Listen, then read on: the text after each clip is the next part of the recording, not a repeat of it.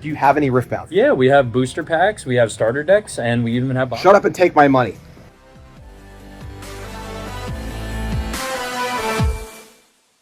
Riftbound is here, and amongst all the excitement about which champion you want to play, how to play the game, and of course, actually finding some product in stock, good luck, there does come a fairly simple question. What do I actually want to buy? There are a number of product options for Riftbound, and where to get started, especially if you're unfamiliar with trading card games or you're buying a gift for someone, can be daunting. Well, lucky for you, Arcane Academy is here to help break down the various Riftbound products and answer the all-important question of if they are worth buying. And of course, you can find all of these products and more with our sponsor, CoolStuffInc.com. Use promo code ARCANE to get 5% off your order on box sets, sealed product, singles, accessories, and more. Proving Grounds. First up is one of the best introductory products on the market, but unfortunately also one of the most difficult ones to find, the Proving Grounds box set. This is the introductory or starter product for Riftbound, providing everything you need for up to 4 players to start playing immediately, right out of the box. And we mean everything. 4 complete decks, paper playmats for each deck, a simplified rulebook, sweet acrylic figures to track your points, and easy to read oversized battlefields. Usually some friends to play with. You have friends, right? Friends?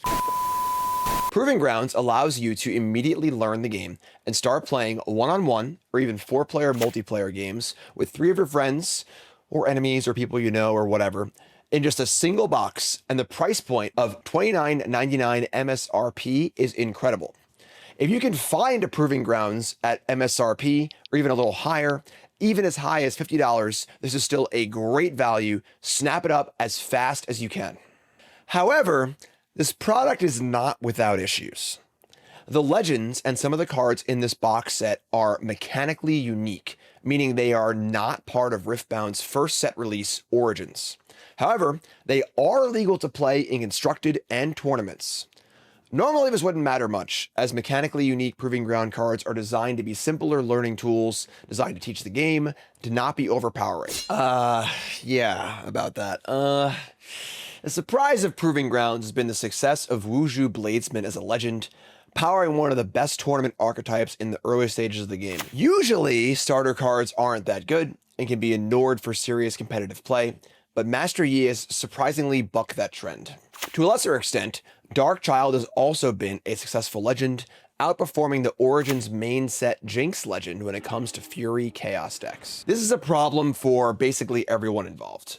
For you, the buyer who wants to buy this fantastic introductory product, it'll be very hard to find it in stock, not only because it's a great product, because it also has necessary pieces for competitive play. For competitive players, this means important game pieces are not in normal booster packs, and every Proving Ground that is purchased by a competitive player or by a store to open for singles is one less on the market for new players. The long and short of it, however, is this is a phenomenal product if you can find it, and a wonderful entry point into the game for a fantastic price. Champion decks. The much more accessible, but also excellent entry-level product is the 3 Champion decks. These are 3 complete and pre-built decks based around 3 of the popular Origins legends, Jinx, Viktor, and Lee Sin. They include a fully playable deck, a paper playmat, a simplified rulebook, a cute little deck box, and to top it all off, a booster pack of Origins, which is awesome as it allows a little bit of customization right outside of the box. Considering that booster packs alone retail for anywhere from $6 to $8, Champion decks are a steal at an MSRP of $19.99. They have you playing right out of the box, contain everything you need from the get-go, like runes and proper battlefields, and are a fantastic starting point. These decks will not be winning you any big tournaments anytime soon, but they're also not embarrassing to show up to at your locals with either, and they're pretty easy to upgrade. As for the decks themselves, they aren't all created equally. Out of the box, Lee Sin is probably the best of the 3, both in power level as well as simplicity to learn. Operating in Calm, that's green, and Body, that's orange, Blind Monk is a straightforward legend, as while there is some synergy to be had with your buffs, there's nothing more straightforward than just adding numbers to your units and building a big battlefield. This makes Lee Sin the easiest to play of the 3 starter decks, and is also the best constructed, as it's hard to mess up big units and combat tricks too much. The fail state here is low, making this a straightforward and low learning curve deck. The Viktor deck, operating out of Order, that's yellow, and Mind, that's blue, has the highest ceiling of the 3 decks, but needs a little more work out of the box and is more challenging to play. The Herald of the Arcane Legend gives you an endless stream of 1 might recruit tokens, and the puzzle of a deck is how to best put those tokens to use, so there's a little more of a learning curve here than the Lee Sin deck. As presented, the Viktor deck is worse than the Lee Sin deck, but with a few simple common upgrades, it quickly becomes the best of the 3 champion decks. Riot not including 3 copies each of Watchful Sentry and Vanguard Captain is criminal, and definitely pick those up if you can. And then we come to the Jinx deck, operating out of Fury, that's red, and Chaos, that's purple. Jinx is of course one of the most popular characters from both League of Legends and Arcane, which is why it's a bit perplexing that the Jinx deck is both the weakest and most difficult to manage of the 3. The Loose Cannon Legend asks a lot of you, both in deck building and in gameplay, as both exhausting your cards quickly, but also being prepared to play empty-handed is a challenging thing to manage. As built, the Jinx deck also needs the most work of the 3 out of the box, as it has far too many clunky and expensive cards.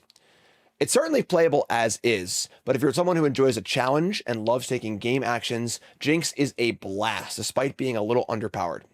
Just be ready to put some work in. Overall, these champion decks are a great value and a fantastic entry point into Riftbound, even without the included booster pack. With the booster pack in there, these decks are pretty much where every Riftbound player should get started.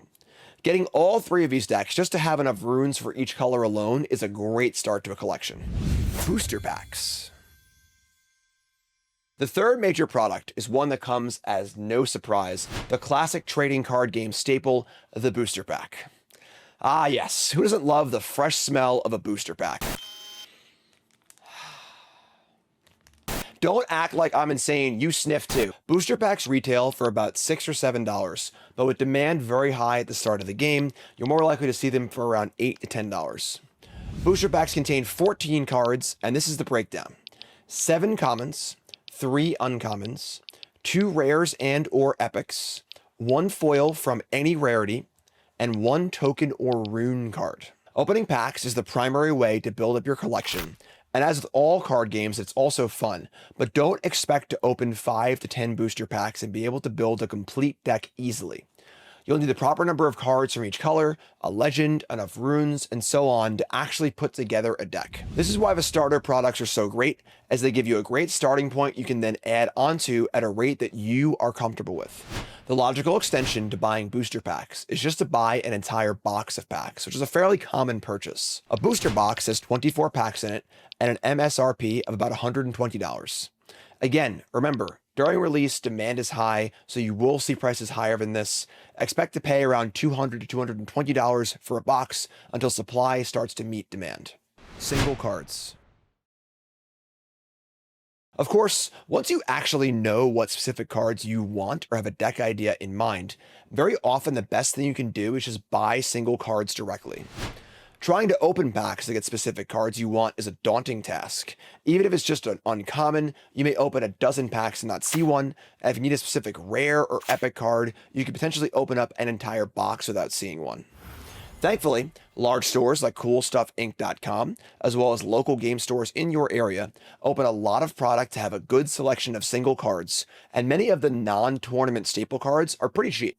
A banger of a big rare like Harness Dragon is less than $1, and other nice rares like Soul Gorger or Draven Showboat are all relatively inexpensive, and it can be a great way to fill out the commons and uncommons you need, as well as runes or particular battlefields. The legends themselves are also quite cheap, as players will only ever need one, but you will need the first copy to actually build a deck of that color pair. Opening packs helps you build your collection, but buying singles is a great way to actually build your deck. Collector stuff. Aside from the mainline products, there are also some special limited run collector products that have sold out quite quickly. Things like the Riftbound Worlds bundle and the special Riftbound League of Legends Arcane box set did not last long at the official Riot Games store and are sold out. You can find them on secondhand markets, but expect to pay a heavy premium. However, these sorts of products are for the serious collector and don't have much bearing if you're just looking to game. They feature fancy versions of cards you'd find in booster packs and are thankfully in no way an essential part of the experience. So there you go. Once you got some product in hand, you should check out our how to build a deck video to take the next step in your Riftbound journey. And please be sure to subscribe to the channel, leave a like, leave a comment with any thoughts or questions, or just to show some love, and thanks for watching. Have any?